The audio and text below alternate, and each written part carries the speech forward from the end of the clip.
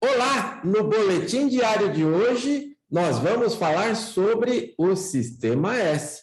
E para isso trouxemos ela, que é advogada, consultora e palestrante, especialista em licitações públicas, principalmente sobre o Sistema S. Seja muito bem-vinda ao nosso quadro, a doutora Dirla Menezes.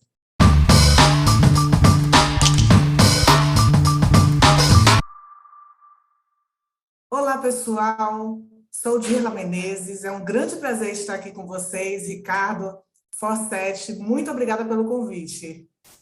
O mesmo eu digo, Dirla. Prazer recebê-la aqui. Já gravamos mas foi rapidinho, só um convite para a nossa live, mas hoje eu quero aproveitar essa agenda aí. Dirla, vamos lá. Isso é dúvida, eu acho que recorrente, muita gente já ouviu falar, alguns conhecem, outros não, né? Mas eu vou aqui na pergunta clássica, né? Afinal, o que é o Sistema S e quais, né, são as entidades integrantes do Sistema S? Por favor, o espaço é seu.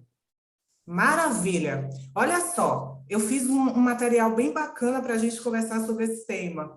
E para a gente falar em Sistema S, antes de mais nada, eu quero falar que a gente precisa associar esse termo, Sistema S, ao serviço social autônomo. E, Ricardo, se a gente fizer uma análise de cada terminologia, a gente vai começar a compreender com mais clareza o que é esse tal Sistema S. Olha só, quando a gente fala em serviço, o que é um serviço? Significa uma atividade, um desempenho de um exercício de alguma prestação de serviço, prestação de servir a alguém, a algo ou a uma empresa. Essa é a primeira terminologia, serviço. Quando a gente dá prosseguimento, falamos em social. Falar em social, a gente tem que nos remeter imediatamente à coletividade, ao desempenho de atividades que estejam ligadas ao interesse público. E, seguindo, por último, nós temos o termo autônomo, que nos remete à independência, a uma atividade, um desempenho de regras próprias. Então, concluindo aí sobre esse tema tão maravilhoso, nós podemos entender que serviço social autônomo é uma atividade que é destinada ao interesse público de maneira independente e autônoma. Eu acho que esse entendimento aí facilita bastante o início do nosso bate-papo. Com certeza, Diogo. Confesso que eu já ouvi falar muito sobre Sistema S, mas não com uma explicação como essa. Agora ficou de fácil entendimento aí para todos. E quais são as entidades integrantes aí, Diogo? Por favor. Perfeito, Ricardo. São 11 entidades que compõem o Sistema S. E, por incrível que pareça, todas elas iniciam com S, na verdade, exceto com duas, que a gente vai falar um pouquinho sobre elas. Mas o Sistema S, antes de mais nada, eu quero dizer que o Sistema S ele não faz parte da administração pública, é um conjunto de organizações voltadas a treinamentos de profissional, de assistência social, consultoria, pesquisa e assistência técnica a determinados grupos de categorias, tá? E aí, falando sobre as entidades, nós temos que lembrar que antes da Constituição Federal foram criadas algumas e pós-Constituição Federal foram criadas outras, tá? O SENAI, o SESI, o SESC, o SESI e o SEBRAE, elas foram criadas antes da Constituição Federal, com o objetivo de tanto fomentar a indústria como o comércio também, desenvolver o nosso papel econômico no país. Então, elas, como o Estado, ele não poderia fazer isso pessoalmente, ele criou uma entidade mediante lei, uma não, várias, né? Ele criou algumas entidades mediante lei para que elas fossem especializadas a fazer esse trabalho. Então, nós temos, antes da Constituição Federal, o SENAI, o SESI, o SESC, o SESI e o SEBRAE. E aí, Ricardo, eu vou deixar aqui destacado para você que pós-Constituição Federal, a gente tem que lembrar que a Constituição, eu estou falando a Constituição de 1988, tá? Nós tivemos a criação de outras entidades do Sistema S, como, por exemplo, o Senar, voltado à atividade rural, o SEST-Senat, voltado ao transporte, também o Siscop, que é voltado ao cooperativismo, e mais duas entidades que são voltadas para a tecnologia, o avanço tecnológico, e também para o comércio internacional, que é a Apex Brasil e a BDI. Sensacional, Dila. Eu tenho certeza, quem está acompanhando aqui, quando fala Sistema S, né? A gente acaba pensando só em SESI, Sebrae, Senai, né? No máximo, vamos até o SESC. E olha só que aula que você trouxe aí para nós, ampliando a nossa pesquisa, né? Quantas oportunidades tem junto aí ao verdadeiro Sistema S. Mas vamos lá, Dila. Por quê, né? Porque eles são, ou melhor, vou colocar como uma pergunta. Elas são, né, essas entidades, obrigadas a licitar? Ricardo, essa pergunta é excelente, porque é uma grande dúvida, né?